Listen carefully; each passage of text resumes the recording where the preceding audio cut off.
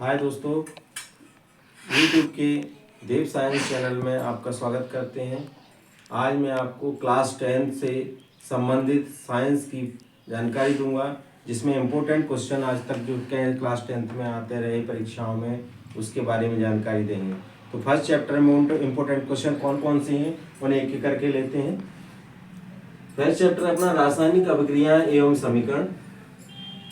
इसमें आता है पहला क्वेश्चन, वायु में जलाने से पूर्व मैग्नीशियम रिबन को साफ क्यों किया जाता है। तो वायु में जलाने से पूर्व मैग्नीशियम रिबन को इसलिए साफ किया जाता है क्योंकि उसके ऊपर धूल के कण जमा हो जाते हैं और मैग्नीशियम ऑक्साइड की परत जमा हो जाती है। इसे हटाने के लिए उसे साफ किया जाता है और उसे जला दिया जाता है। मोस्ट इंपोर्टेंट क्वेश्चन हमारा रहता है परीक्षा में।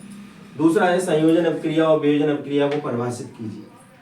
तो संयोजन अभिक्रिया में क्या होता है, दो यौगिक आपस में जुड़कर एक नया पदार्थ बनाते हैं, यानी दो आपस में अभिकर्मक जुड़ते हैं और एक नया उत्पाद बनता है। इसमें संयोजन अभिक्रिया होती है। जैसे इसमें हमने समीकरण लिखा है कैल्शियम ऑक्साइड प्लस CO2, यानी कैल्शियम ऑक्साइड और CO2 आपस में मिलकर कैल्शियम कार्बोनेट बना रहे हैं।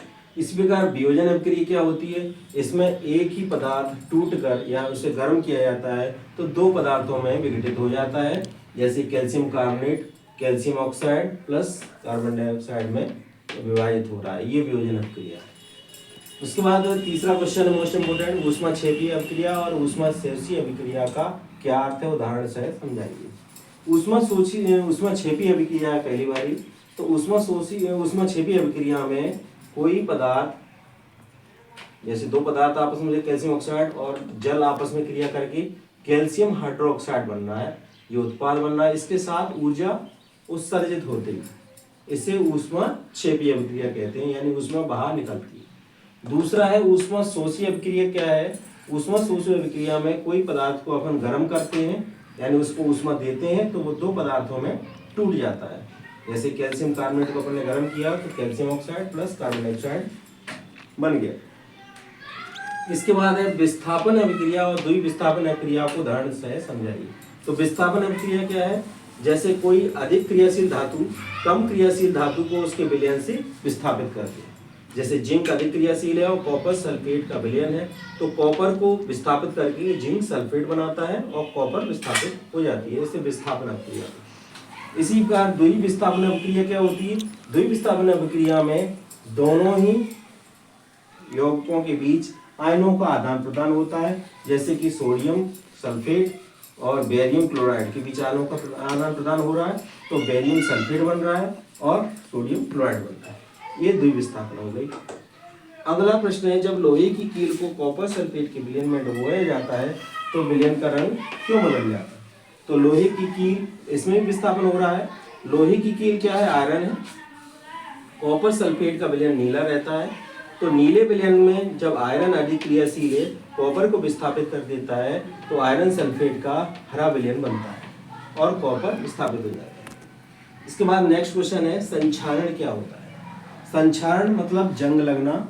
जब वायु में या आर्द्रता वाली जगह पर लोहे को रखा जाता है तो उस पर एक भूरे रंगी परत जमा हो जाती है और उसे नष्ट करने का प्रयास करती है, इसे हम संक्षारण कहते हैं। इसे बचाने के क्या उपाय हैं, इसे बचाने के लिए इसके ऊपर पेंट किया जाता है, वार्निश की जाती है, या फिर कुछ पदार्थ जो होते हैं इसे संचारित करने वाले उस पर लेप लगाया जाता है।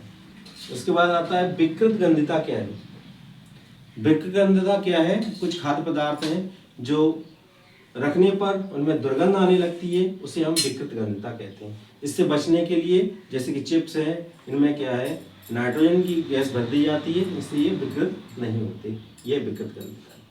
उसके बाद आता है रेडॉक्स अभिक्रिया क्या होती है। रेडॉक्स अभिक्रिया में एक तरफ ऑक्सीडेशन होता है, एक तरफ रिडक्शन होता है। एक तरफ ऑक्सीजन जुड़ती है, एक तरफ ऑक्सीजन हटती है, तो ये दोनों ही अभिक्रिया एक साथ संचालित होती हैं। इस अभिक्रिया को रेडॉक्स अभिक्रिया कहते हैं। अगला है उपचयन अभिक्रिया क्या है। उपचयन अभिक्रिया में ऑक्सीजन का योग हो रहा है, यानी कॉपर ऑक्सीजन की संयोग करके कॉपर ऑक्साइड बना रहा है, इसमें ऑक्सीडेशन अभिक्रिया भी इसको कहते हैं। अपचयन अभिक्रिया क्या होती है, यानी रिडक्शन हो रहा है, इसमें ऑक्सीजन का ह्रास हो रहा है, यानी ऑक्सीजन निकल रही। जिंक कार्बन से क्रिया करके जिंक और कॉपर ऑक्साइड और कार्बन मोनोऑक्साइड बन रहा है। जिंक ऑक्साइड से कार्बन की अभिक्रिया हो रही तो जिंक बन रहा है और कार्बन मोनोऑक्साइड बनना है। इस प्रकार रिडक्शन अभिक्रिया है। ये मोस्ट इम्पोर्टेंट क्वेश्चन है जो आपको मैंने अभी इस वीडियो में बताए हैं। इसी क्लास 10th के जो पहला है अध्याय रासायनिक अभिक्रिया एवं समीकरण। अब नेक्स्ट वीडियो में हम अपने अगले अध्याय के बारे में मोस्ट इम्पोर्टेंट क्वेश्चन की जानकारी देंगे। इसके अलावा कोई बाहर क्वेश्चन नहीं आएगा। इसे आप अच्छी तरह से तैयार कीजिए, इससे आपका अच्छा पेपर जाएगा। धन्यवाद।